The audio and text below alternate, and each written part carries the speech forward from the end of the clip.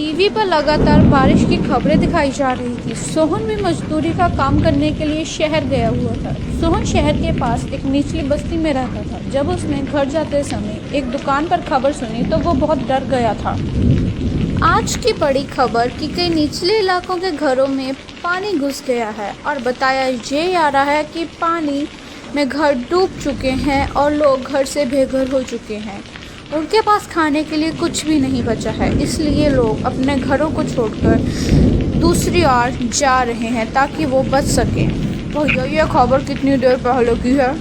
ये तो सुबह ही आ रही थी। भैया मेरा घर भी निचली बस्ती में ही है, इसलिए चिंता हो रही थी। अब मैं चलता हूँ। राम राम। पता नहीं घर का क्या हाल होगा। मैं सोचता था कि मैं अपने घर की छत को ठीक करवा लूँ, लेकिन कोई मजदूरी ही नहीं देता है इन बारिश के दिनों में।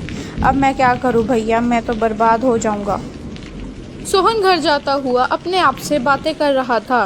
बारिश के कारण शहर की सड़कों पर भी पानी आ गया था। सोहन के पास 100-200 रुपए थे, जिनका वो खाने पीने का सामान घर लेकर जा रहा था। उसकी पत्नी और बच्चे घर में घुसे पानी को घर से बाहर निकाल रहे थे। गौरी रुको, मैं मदद करता हूँ, 2 बाल्टी मुझे दो। कितनी देर से बारिश आ रही है, रुकने का नाम ही नहीं ले रही। बारिश रुक जाए तो पानी घर से बाहर निकल जाएगा। तुम चिंता मत करो गौरी, अब तो रात का समय है, हम कल सुबह ही शहर चले जाएंगे। वह दोनों लगातार पानी निकालने का प्रयास करते हैं। थोड़ी देर बाद बारिश रुक जाती है। माँ बापू, बारिश रुक गई। अगर बारिश रुक जाए तो हमें कोई दिक्कत नहीं आएगी, लेकिन शुरू हो गई तो हम कुछ नहीं कर सकते। ये लो कुछ खा लो, जब से आए हो तुमने कुछ नहीं खाया है। हाँ, जल्दी सामान बांध ले, हम सभी जा रहे हैं यहाँ से। बहुत पानी आ चुका है बस्ती में, बड़े पुल पे जा रहे हैं। हाँ बांध रहा हूँ, कुछ खा लूँ, सुबह से कुछ नहीं खाया है मैंने। अगर ज़रूरत पड़ी तो सामान बांध लूँगा। गौरी जल्दी ही सारा सामान बांध लेती है और सोहन की भी आँख लग जाती है क्योंकि वो बहुत ज़्यादा थका हुआ था। उसके साथ ही बच्चे सो जाते हैं। सुबह जब गौरी उठकर देखती है तो उनके आसपास पानी ही पानी था। सभी लोग इधर उधर भाग रहे थे। अरे सोहन जल्दी बाहर निकल, यहाँ पे बाढ़ आ चुकी है, हम नहीं बचेंगे यहाँ पे, जल्दी आ।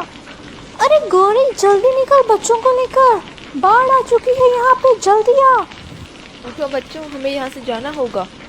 गौरी सारा सामान तो भीग चुका है, अभी कुछ भी लेके जाना खतरे से खाली नहीं। तुम जल्दी से की तकात पकड़ो, मैं बिट्टू को पकड़ता हूँ। जैसे ही सोहन बिट्टू को पकड़ने के लिए जाता है तभी घर की छत गिर जाती है और घर की छत का एक टुकड़ा बिट्टू को लग जाता है, जिसके कारण उसके सिर से खून निकलने लग जाता है। तभी गौरी रोने लग जाती है।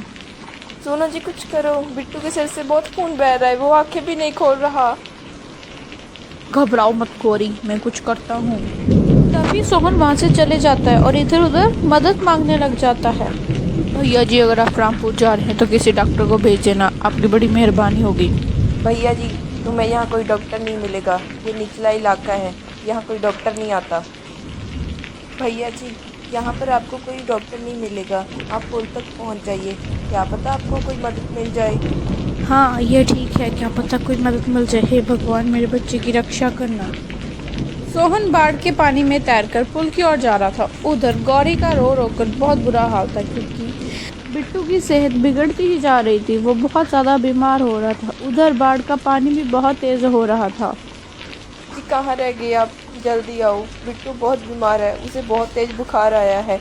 हे भगवान इन्हें जल्दी से भेज दो ना। मेरे बच्चे आंखें खोल, क्या हुआ तुझे? सोहन किसी तरह पुल तक पहुंचता है। उधर भी भाग दौड़ लगी हुई थी। भैया यहाँ पे कोई डॉक्टर मिलेगा? अरे नहीं भाई, इस बारिश में हमारी कोई मदद नहीं करने वाला है, कोई डॉक्टर नहीं मिलेगा। हम गरीबों को कोई नहीं पूछता है यहाँ पे। तुम्हें भी यहाँ कोई नहीं मिलेगा, कहीं भी कोई डॉक्टर नहीं दिख रहा है। भगवान मेरी मदद करो, रक्षा करो, अब तुम ही हो। तभी एक डॉक्टर वहाँ मोहन को रोते हुए देख रहा था। आशा तुम बच्चों को लेकर कहीं दूर चले जाओ, मैं उस पिता के साथ जा रहा हूँ क्योंकि उसका बच्चा बहुत बीमार है। लेकिन आपकी जान को भी तो खतरा है ना, आप मत जाइए ना प्लीज़। आशा मुझे उसके साथ जाना होगा, उसके बच्चे की ज़िंदगी का सवाल है। तुम बच्चों